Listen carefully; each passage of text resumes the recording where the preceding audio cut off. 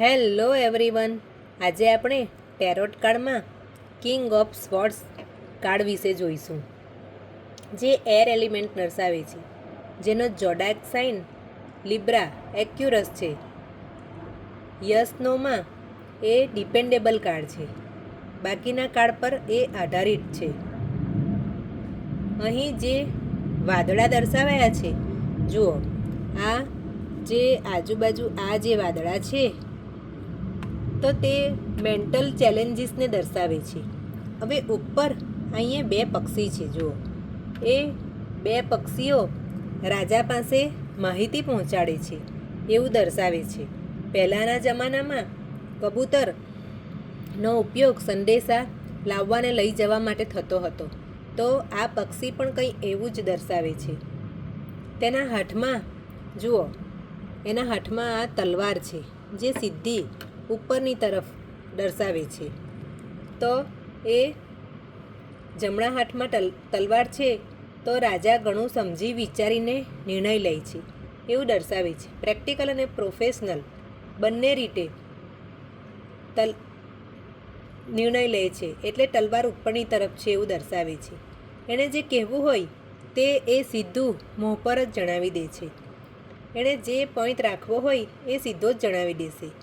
હવે જે આ રાજાનો ડ્રેસ છે એ જુઓ, સ્કાય બ્લુ કલરનો છે, તો એ sky blue colour spiritual knowledge અને વિઝડમને દર્શાવે છે.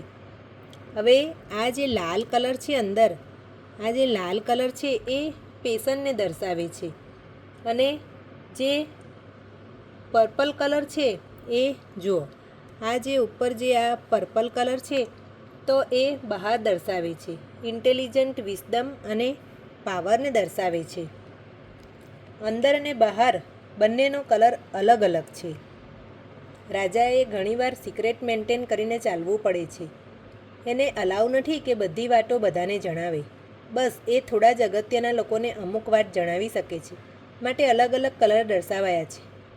હવે જુઓ, આ જે એનું સિંહાસન છે એ પથ્થરનું બનેલું છે, એટલે કે રાજા ઘણા અનુભવી છે એવું દર્શાવે છે.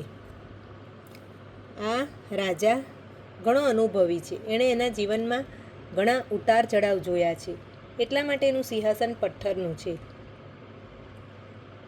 હવે જે રાજાએ ક્રાઉન પહેર્યો છે, જુઓ, આ એના માથા પર જે પીળા કલરનો ક્રાઉન છે તો એ સ્ટેટસ અને પાવરને દર્શાવે છે.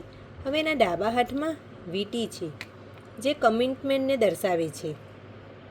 આ રાજા પોતાના કામ અને રાજ્ય માટે ઘણો કમિટમેન્ટ છે. હવે આ પોતાના પથ્થરના સિંહાસન પર છે ને બે ચંદ્ર છે, જુઓ, આજુબાજુ જે બે ચંદ્ર છે તો એ ચંદ્ર એ સ્ત્રી અને પુરુષની એનર્જીને દર્શાવે છે. હવે એ બે ચંદ્રની વચ્ચે આ પતંગિયું છે, તો એ ટ્રાન્સફોર્મેશનને દર્શાવે છે. એટલે એના જીવનમાં ટ્રાન્સફોર્મેશન થયા બાદ આ જગ્યા પર એ બેઠા છે. એણે ઘણી બધી મહેનત કર્યા બાદ તેને આ રાજ્ય અને પોઝિશન મળી છે. એને વારસામાં જ આ પોઝિશન નથી મળી, એણે જાત મહેનતથી મેળવી છે. હવે એના કાન પાસે એન્જલ છે, તે હંમેશા તેને ગાઈડ કરે છે કે શું કરવાનું છે અને કેવી રીતે કરવાનું છે. આ સીધા મોંએ જોઈ છે, જો આપણી મોંની સામે જ એનું મોં આવે છે, એટલે કે સીધા મોંએ જોઈ છે. એટલે કે એનામાં ઘણું ડેરિંગ છે, સ્ટ્રિક પણ છે અને રૂડ પણ છે. એ સ્ટ્રેટ ફોરવર્ડ છે, એટલે કે સીધું જ મોં પર કહેશે. આ એની બંને બાજુ જુઓ, આ બંને બાજુ ઝાડ દેખાય છે. આ જે બંને બાજુ જે ઝાડ છે તો એ ઝાડ જે છે એ ક્લેરિટી દર્શાવે છે. આના પહેલાં ઘણું બધું તુફાન આવ્યું હતું અને વાદળ હટી ગયા છે, અને હવે ઝાડ ઊભા દેખાય છે, જે ક્લેરિટી દર્શાવે છે. આ કાર્ડનો અર્થ, આ કાર્ડ રૂટીન, સેલ્ફ ડિસિપ્લિન અને પાવરને દર્શાવે છે. જ્યારે આ કાર્ડ આવશે ત્યારે તમે એમ કહી શકો કે તમે ઘણા પ્રેક્ટિકલ થઈને વિચારો છો, ઘણા સમજી વિચારીને નિર્ણય લો છો, જે પણ જવાબદારી છે તેને સારી રીતે નિભાવો છો. કોઈ જવાબદારીમાં તમે વધારે પ્રયત્ન અને મહેનત કરશો ત્યારે સફળતા મળશે. અને આ કાર્ડ ફ્યુચર માટે આવશે તો તમે કહી શકશો કે થોડા પ્રેક્ટિકલ બની જાઓ, સમજી વિચારીને નિર્ણય લો, હળબળીમાં ખોટા નિર્ણય ન લો. જલ્દબાજીમાં કામ બગડી શકે છે. જ્યારે આ કાળ મની, કરિયર અને બિઝનેસમાં આવશે તો આ વર્ક પ્લેસ પર થોડા પરેશાન રહેશો, કેમ કે બોસ અથવા મેનેજર તમારી પાસે વધારે પડતી આશા રાખશે, જેના લીધે તમે થોડા પરેશાન રહેશો. પણ તમે એની આશા પ્રમાણે કામ કરશો તો તમને આગળ જઈને ઘણો બધો ફાયદો થશે, તમને ઘણું બધું શીખવા મળશે. જ્યારે આ કાળ બિઝનેસમાં આવશે તો જેટલું શાંત રહીને કામ કરશો તો સફળતા મળશે. જો તમે હળબળી કરશો તો સફળતા જલ્દી ન મળે. જો તમે સ્ટ્રક્ચર પ્રમાણે, રૂટીન પ્રમાણે કામ કરશો તો સફળતા તમને ચોક્કસ જ મળશે. કોઈ ખોટો નિર્ણય લેશો તો એના પહેલાં બધી માહિતી તમારે મેળવવી જોઈએ. બધી માહિતી તમે મેળવીને પછી કોઈ પણ નિર્ણય લો, તેના હિસાબે નિર્ણય લો. જ્યારે આ કાળ આવે ત્યારે તમારે કહેવાનું કે બીજા પાસે આશા નથી રાખવાની, બીજાના ભરોસે નથી રહેવાનું, પોતાનું કામ પોતે જાતે જ પૂર્ણ કરવાનું રહેશે. બીજાના ભરોસે રહેવાથી કોઈ કામ નહીં બનશે. જ્યારે આ કાળ પૈસા એટલે કે મની બાબતે આવશે તો પોતાના પૈસા પર ધ્યાન રાખો. કેટલા પૈસા ક્યાંથી આવે છે, કેટલી બચત છે, તેની પર ધ્યાન રાખો. હેલ્થ બાબતે આ કાળ આવશે તો સર્જરી કે એક્સિડન્ટ થવાનો ચાન્સ છે. તમે જેટલું સેલ્ફ ડિસિપ્લિનમાં રહેશો, પોતાનું ખ્યાલ રાખશો તો તેટલું જલ્દી તમારું હેલ્થ સુધરશે. આ કાળ એવું દર્શાવે છે કે આપણે રૂટીનમાં, સ્ટ્રક્ચરમાં રહેવાનું છે, ત્યારે જઈને આપણું હેલ્થ સુધરશે. ડાયટ ફોલો કરો, ડિસિપ્લિનમાં રહો. જ્યારે આ કાળ સ્પિરિચ્યુઆલિટીમાં આવશે તો કહેવાનું કે તમે સ્પિરિચ્યુઅલ થઈને ઘણું બધું શીખ્યા છો, ઘણું બધું જ્ઞાન પ્રાપ્ત કર્યું છે, પરંતુ તમારી લાઈફમાં તેને ઇમ્પ્લિમેન્ટ નથી કરતા, માટે પાછળ પડો છો. શું કરું કે નહીં કરું એમ ઘણા કન્ફ્યુઝ થાવ છો. તો વધારે નથી વિચારવાનું. જે પણ તમે શીખ્યા છો તેને એક એક કરીને ઇમ્પ્લિમેન્ટ કરો, ત્યારે તમને તમારી લાઈફમાં સફળતા મળશે.